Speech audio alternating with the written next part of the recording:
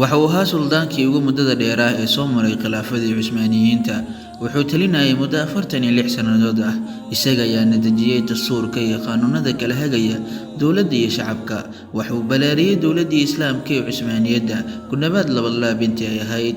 Suleymaan al-Qaanuuni, mid ka mid ah shakhsiyaadka ugu mugga weyn uguna saameynta badan ee guud ahaan caalamka iyo gaar ahaan caalamka Islaamka soo maray. Daawadayaal, ku soo dhawaada muuqaalkeena maanta.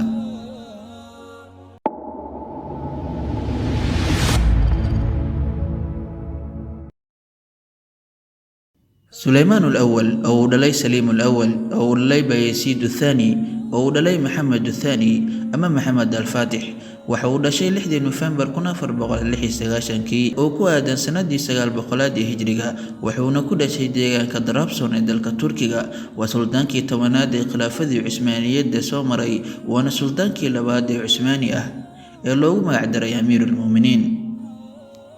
xilligiisiina waxa ay dawladdu gartay xadkii ugu badnaa ay gaari karaysay ilaa ay noqotay dawladdu ugu xoog weyn ee laga dambeeyo adduunka ee aanu cidina ku fududaan.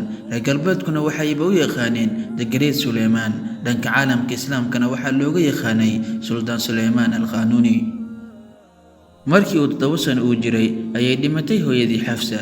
wuxuu wax ka bartay dugsigii Baabul Caali ee Qusdandiiniya ama Istanbul, isaga oo batay waaxaha kala duwan ee aqoonta, hindisaha dagaalka iyo cilmiga ciidanka, siyaasadda iyo dhaqaalaha. markii uu 12 jirsaday waxa uu qabtay xilka gudoomiye ee deegaanka Feodosiya, kadibna waxaa loo dibay gudoomiyenimada deegaanka Manisa.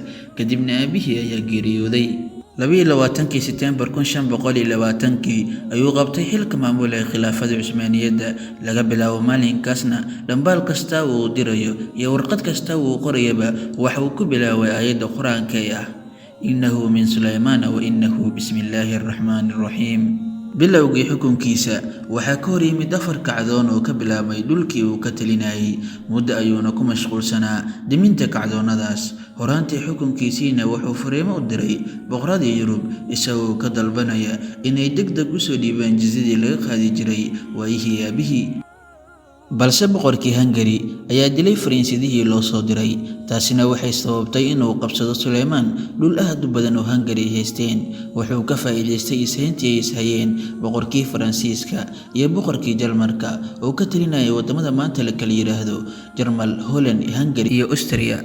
xilli uu boqorkii ka talinayay Holland uu ka baqay inuu ku soo duulo boqorkii Isbaanishku, wuxuu kaalmo weydiistay Suleymaan al-Qaanuuni. Suleymaanna waxa uu diray 400 oo ah dariiska ciidankii Cusmaaniyiinta ee Ingishariga ahaa.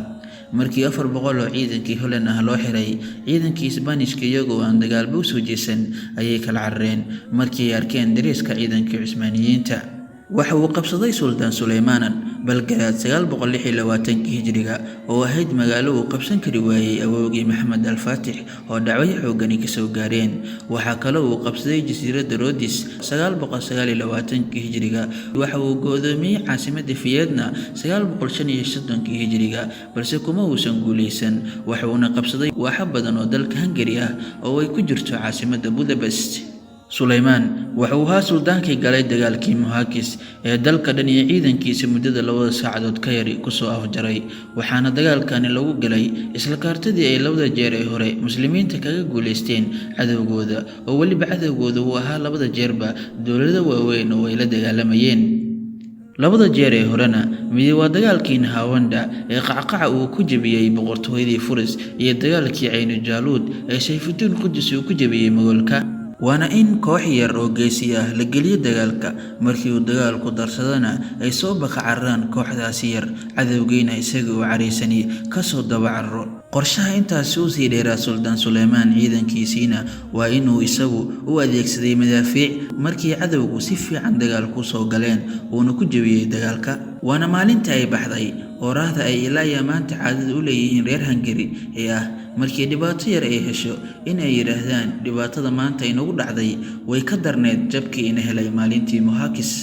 waxa uu hogaamiyay oo uu ciidanka raacay Suldaan Suleymaan al-Qaanuuni 13 duulaan oo waaweyn oo taariikhi ah. waxa uu isagu furtay in ka badan 360 qalcadood iyo magaalooyin waaweyn iskugu jira. waxaana uu dhintay isagoo duulaana oo godoomiyey magaalada Sigisfar ee dalka Hungary sanadii 1566 miilaadiga. Kadib si aanu ciidanku u hanjabin, saraakiishiisa sare ayaa isku raacday inay ilaaliyaan jirkiisa oo ku waaseen caasimadda si aanu u qurminna. Waxay ka saareen wadnihii iyo beerkii iyo dhammaan xubnihii gudaha ee jilicsanaa oo ay teendhada hoosteeda ku waaseen inta ay weel dahab ku rideen. markii la soo laabtay ayaana la aasay Suldaan Suleymaan 4 qarni kadib sanadii 2014 mashruuca ay iska kaashanayeen labada dowladeed ee Turkiga iyo Hungary ayaa lagu ogaaday halkii ay ku aysan yihiin Suldaan Suleymaan xubnihiisii iyadoo la adeegsanayo khariirado iyo dad deegaankaas u dhashay iyo baaritaan tiknoolajiyadeedba. sidaas ayuuna ku noqday Suldaan Suleymaan suldaankaas jirkiisiina ku aysan yahay Turkiga, wadnihiisii iyo xubnihiisii kalena ay ku aysan yihiin Hungary.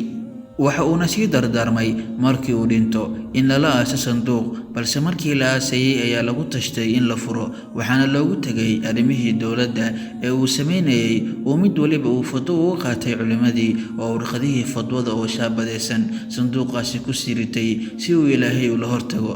markaasuu ooyay oo yiri muftigii waagaasi khilaafadu, adigu waad isfuratay, anaga ya Ilaahay naga furan doona Suldaan Suleymaanow. وبالله التوفيق ولنتدهم بوحي صالح رمضان مبارك داوديال.